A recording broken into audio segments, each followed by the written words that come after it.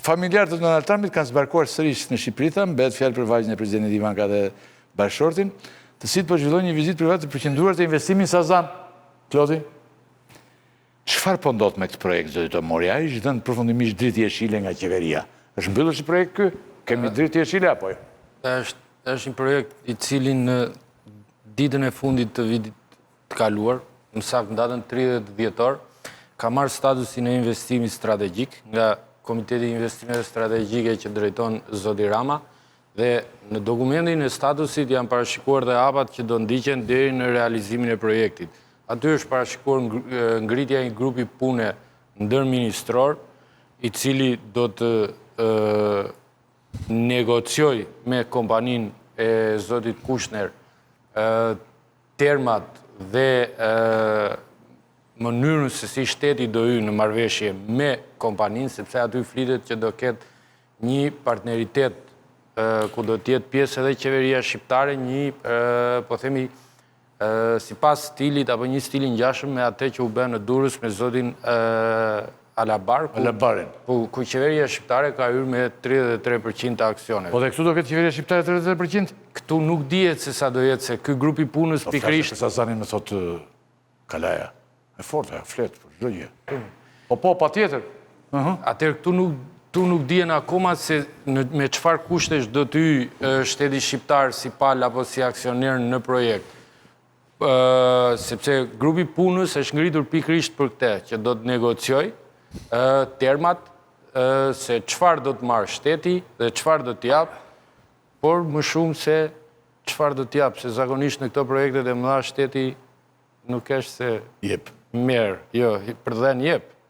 Dhe nuk merë gjë? Në rastin konkret, ajo që jepet është toka, janë 26 hektar gjurmë ndërtimi, ndërkohë që sipërfaqja që merë resorti është më e madhe, ku parashikohet ndërtimi një hoteli flitet që do vi marka Aman, që është një hotel shumë i njohur.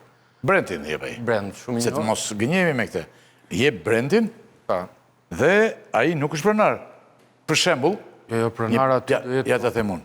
Ndonjëherë se vizitojmë ne edhe Greqinë, edhe Montenegron apo më tej nga shkojmë, ai ka marrë për shembull edhe Montenegron, një pjesë, Amani, shpinën e mbretit, e gjitha ato aty deri te Shën Stefani, por ai brendin ka. Të tjerët janë offshore, pronarët. Po? Sigurisht të rast pronar do jetë kompania e zotit Kushner. Po, Kushner. Ndërkohë, aty në zonën ku do ndërtohet projekti, sigurisht për shkak të historisë, Sazani ka qenë një bazë ushtarake dhe një pjesë e mirë e asaj zone ka qenë në planin e përhapjes të ushtrisë, ka padur një vendim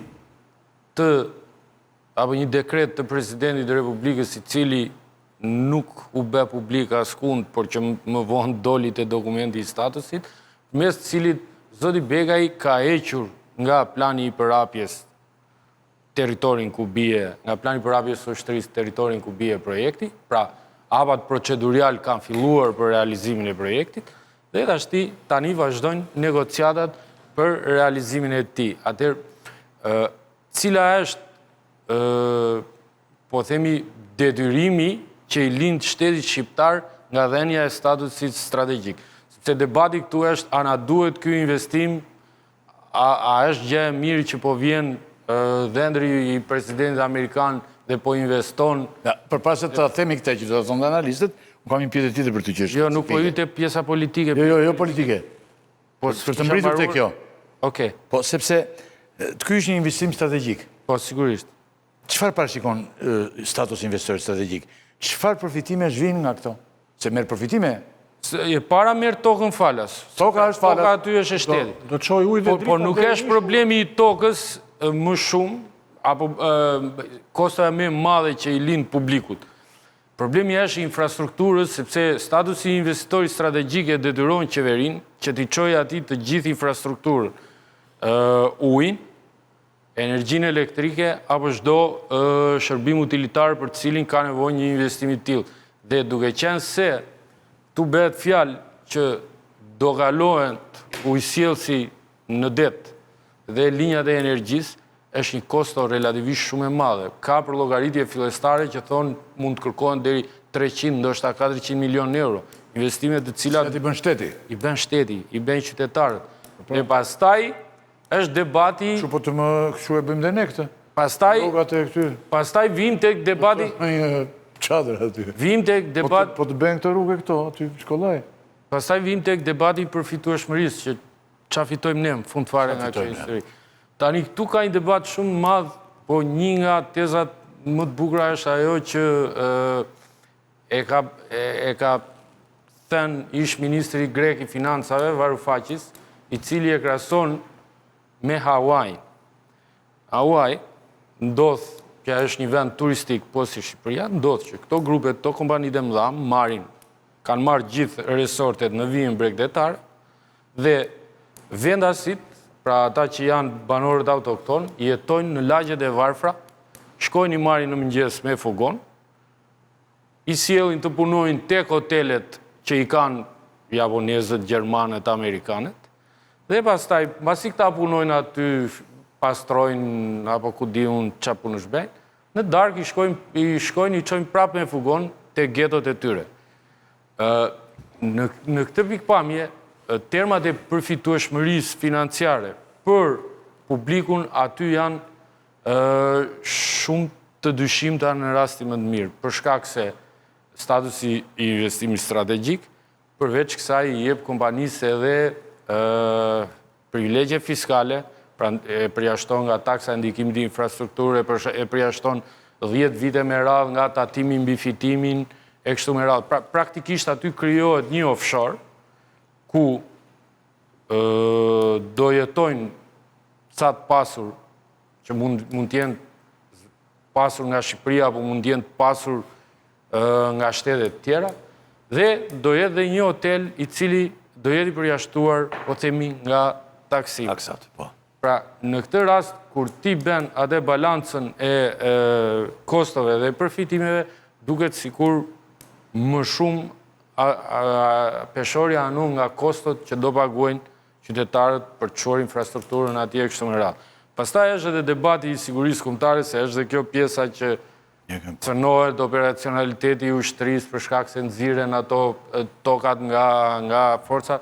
Ky është një debat që mua personalisht më duket shumë pa vlerë për shkak se Shqipëria është shumë e sigurt kur ka një investim amerikan brenda, se sa kur ka ushtarët e Piros aty në Sazan që do na mbrojë. Por do të jetë një investim 1.4 miliard dollar, që nuk është pak, dhe në këtë pikpamje ne mund ta shohim si qok, po dhe si investim. Jo nëse është. Po është thënë që është 1.4. Dhe këtë brendin që tham që është 1.4 përfshi Zvërneci. Apo jo? 1.4 është Sazan. Sazani, Zvërneci është pjesë tjetër. Po pse yndet e Zvërneci kush ne? Nuk ka lidhje me Zvërneci. U fol në fillim që do jetë 2 vjet për atë Durrësin, do vije marë grup, pastaj thonë iku e marri ngeli vetëm Alabari. Pra, këto pompat për të të mbyllur gojën në fillim janë shumë tullumbace që shfryhet një nga një. Pra, dyshimet e tua janë që aty do ndërtoj oligarkët, se aty kanë ardhur oligarkë shqiptarë për shkak, që ndërtojnë edhe në Durrës edhe kështu. Deri tani jemi vetëm ke fjalë. Si kompani nën kontraktore mund të. Edhe këta mund të ndërtojnë, zaniri këta. S'do vinë amerikana do vinë aty të punojnë. S'do vinë punëtorë amerikanë, s'do vinë kompani amerikane. Do jenë shtrenjta. Është për amerikan, po. Si kompani nën kontraktore mund të jenë shqiptarë. Po shqiptar janë, po Alabarin Durrës për shembull i mblodhi këta të gjithë, këto kompanitë shqiptare, dhe thoshte kush ma bë me 400 euro metri. Edhe këta ikën të gjithë. Edhe një herë të mori me 2 fjali. Pse lidhet Sazani me Zvërnecin? Jo, u fol në fillim që kur doli lajmi i parë që zoti Kushner shprehte dëshirën për të investuar në Shqipëri, përmendi 2 pika, edhe Sazanin e Zvërnecin. Po ndërkohë në Zvërnec është një kompani tjetër e cila nuk ka lidhje me zotin Kushner. Është një kompani e ardhur nga Hollanda. Është një kompani. Po më thon për këtë punën e ujit, Pra Kushteri ka mbetur te Sazani. Po thonë që do zhvillohet procesi shkrypëzimit. Pa i ngjashëm që ndodh me këto vendet.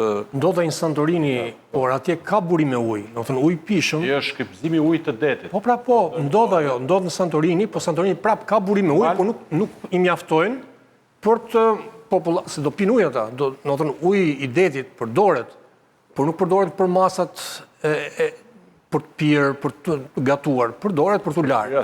Por aty, a ishull është pa drita dhe pa ujë, për aty... Deri Karaburun thuhet për drita, do që do do qosh, pra do vazhdosh t'i qosh atje.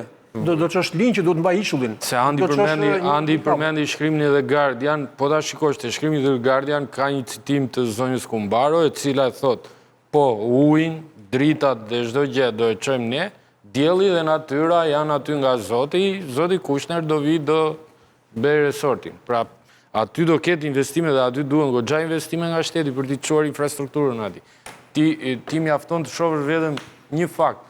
Të gjitha këto resortet që janë bërë në jug nga biznesmenët shqiptar, shif sa po paguhen për të çuar ujësjellsat, për të çuar energjinë elektrike kështu me radhë, jo me atje që është në ishull.